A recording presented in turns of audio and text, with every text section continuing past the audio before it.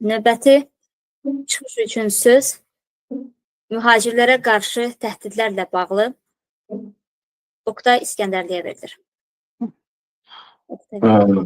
Hörmətli sədr, hörmətli millət vəkilləri, uzaq xalqım, uzaq millətim, hamınızı salamlayıram.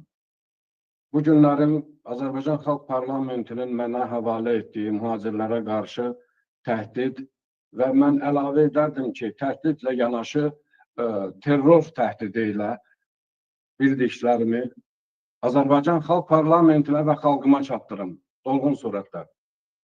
Azərbaycan hakimiyyəti xaricdə yaşayan mühacirlərə təhdiddən terror aktına keçib. Bu hadisə iki istiqamətdə aparılır.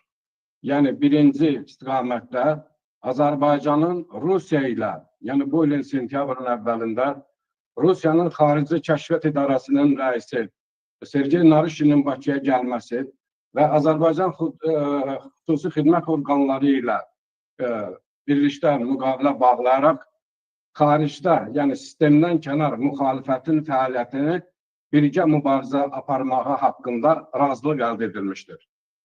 Əslində, əziz həmvətənlər, bu mübarizə deyil, yəni birgə xaricdə yaşayan soydaşlarımıza, siyasi mühacirlərə qarşı birgə terror əməliyyatının həyata keçirilməsi haqqında razılıqdır. Əslində, Azərbaycan bu terror hadisəsində yalnız Rusiya kəşfiyyat orqanlarına məlumat və maliyyə yardımı göstərir. İkinci istiqamət haqqında bu xüsusi əhəmiyyət kəsb edir. Xüsusilə mühacirətdə yaşayan soydaşlarımızı mən dəqiq məlumatlandırıram ki, xaricdə yaşayan mühacirlərə qarşı təhdid və terror aktını Azərbaycanın Avropada yerləşən səfirlikləri vasitəsilə həyata keçirilir.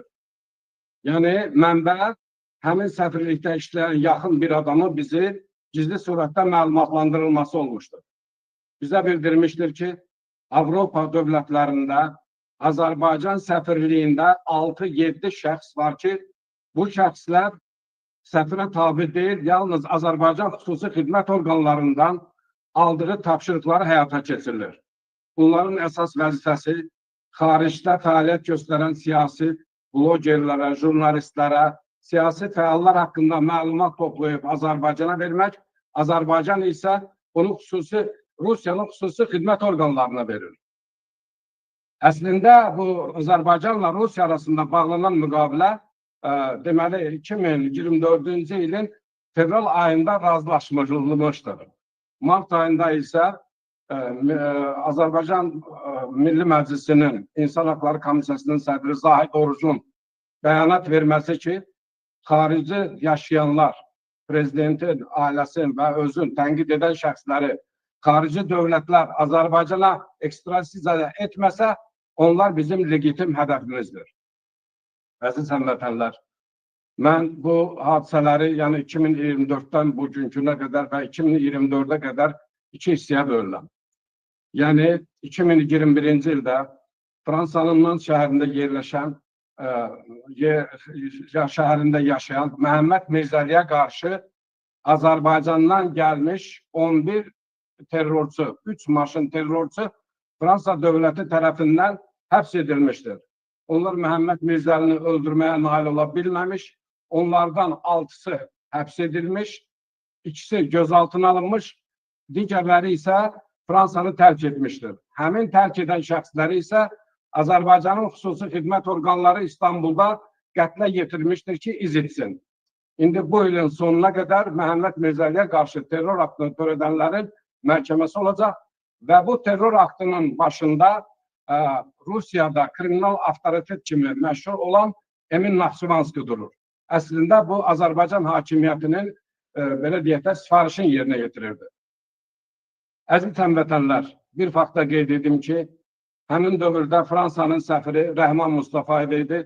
Məhəmməd Mirzəliyə qarşı törədilən bu terror aktından sonra onu dərhal Bakıya çağırıb, sonradan onu Hollandiyaya səfir göndərirlər. Və 24-cü il sentyabrın 29-da Vidadi İskəndərini qətlə yetirdikdən sonra Rəhman Mustafayevi Moskvaya çağıraraq onu Avropadan uzaqlaşdırıb Rusiyaya səfir təyin edirlər. Əziz həmvətənlər, bunu hamımız bilməlisiniz. Ola bilsin ki, Azərbaycan hakimiyyətinin planlaşdırdığı xaricdə yaşayan siyasi mühacirlərə qətl silah vasitəsilə yox, kimyəvi terror vasitəsilə həyata keçirilə bilər. Məsələn, xatırlayırsınızsa, Rusiya prezidenti Vladimir Putinin cangüdəni olan Litvenkanı və Skripalı Londonda zəhərləyərək öldürmüşdülər. Bu günlərim Azərbaycan televiziyası xaricdə yaşayan mühacirlərə qarşı cinayət işi qaldırmış saxta və onların Azərbaycana təkidlə ekstradisiyasını tələb edirlər. Başda Azərbaycan Xalq Parlamentinin ideoloqlarından, yaradıcılarından olan Qurban Məmmədovun cinayət işi qaldırmaq, sanki Qurban Məmmədov Azərbaycan xalqını, konstitusiya quruluşunu devirməyə, belə deyək, dövlət çevrilişinə cəhd ittihamları vermişdir ki, bununla da Azərbaycan xalqına xaricdə yaşayan siyasi mühacirləri düşmən obrazı yaratmaq fikirləri güdürlər. Təsəvvür edin ki, Elman Nəsirovu Azərbaycan televiziya kanalları televiziyaya çıxardaraq Qurban Məmmədova sanki Naxçıvan əhalisinin nifrət olması, Azərbaycan xalqının etirazına səbəb olub onun dövlət çevrilişinə cəhd etməsi kimi cəfəngiyatlarla bizi şantaj edir. Əzizlərim, əslində mən bir növ Xalq Parlamentinin, yaradıcıların və üzvlərini təbrik edirəm. Bu o deməkdir ki, artıq Azərbaycan hakimiyyəti xaricdə yaranan Azərbaycan Xalq Parlamentinin güclü bir siyasi güc mərkəzinə çevrilməsindən bərk narahatdır və hesab edir ki, Azərbaycanda qısa bir müddətdə böyük ictimai nüfuz qazanması hakimiyyəti narahat etmişdir. Mən hesab edirəm ki, tək Qurban Məmmədova yox, yəni bu siyahını onlarda gizlidir. Bu siyahıda sözsüz ki, Teymur Eminbəlinin, Abid Qafarovun, Ataxan bəyin, Əraslan bəyin də adları var. Lakin bunlar açıqlanmır. Əziz həmvətənlər, xatırlayırsınızsa, Avropada elə belə güclü siyasi fəaliyyəti olmayan, Almaniyada yaşayan soydaşlarımız haqqında məlumat olmadığı halda Azərbaycanla Almaniya deport etdikdən sonra onlara keçmiş tarixə ağır cinayətlər törətdiklərinə görə cinayət işi açırlar və həbs edirlər. Hətta onların arasında Almaniyanın futbol komandasında oynanan, Almaniya vətəndaşı olan bir soydaşımızı da Azərbaycana evlənməyə getdiyi ərəfədə ona saxta ittihamlarla cinayət açıb uzun müddətli azadlıqdan məhrum edən bir maddə ilə nəzərdə ona ittiham veriblər.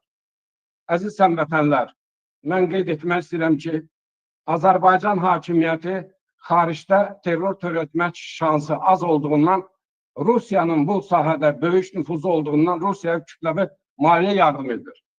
Məsələn, 2017-ci ildə Maltalı jurnalist Dafina Galizanın terrorla maşının partladıb öldürülməsi, siz bu günlərin YouTube kanalında Azadlıq radiostansiyası şərhinə baxsanız, görəcəksiniz ki, Dafina Galizan Maltada Azərbaycan hakimiyyətinin və məmurlarının 300 milyon, 500 milyon punkt bankda qoymasını araşdırarkən Dafina Galizanı qətlə yetirilmişdir.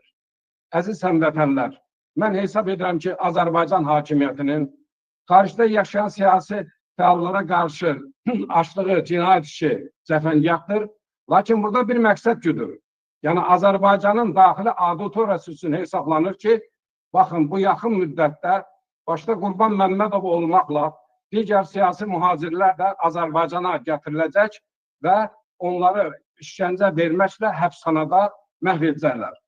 Əziz həmvətənlər, buradan belə bir məntiqi nəticə gəlmək olar ki, İlham Əliyev bu il 25-ci ilin konstitusiya və dövlət quruluşu elan etmişdir. Azərbaycan xalqının milli maraqlarına xəyanət edən bir siyasi aksiyanın keçirmək üçün bütün bu siyasi həbsləri məqsədə qarşısına qoymuşdur ki, bütün danışan dilləri kəsmək, düşünən beyinləri məhv etmək, görən gözləri kör etmək. Azərbaycan hakimiyyəti bununla heç nə nail ola bilməyəcək. Çünki bizim yaratdığımız Azərbaycan Xalq Parlamenti qısa bir müddət ərzində Azərbaycan xalqına arasında böyük nüfuz qazanmış və hesab edirəm ki, bizim bu yaxınlarda atacağımız hər hansı bir hüquqi addım Azərbaycan xalqının milli maraqlarına cavab verməklə parlamentimizin nüfuzunu daha da artıracaq və tezliklə azad Azərbaycanda görüşmək ümidi ilə sizlərdən ayrılırım. Təşəkkürlər Oktay bəy. Bilirik ki, siyasi mühacirlərə qarşı törədilən terrorun qurbanlarından biri də sizin doğma qardaşınız olmuşdur. Vidadi İskəndərlinin ölümü ilə bağlı, yaşadığınız ağır itki ilə bağlı sizə başsağlığı verib, səbir diləyirəm və haqq uğrunda mübarizənizdə sizə əzm və sonsuz iradə diləyirəm. Teşekkür ederim. Beləliklə,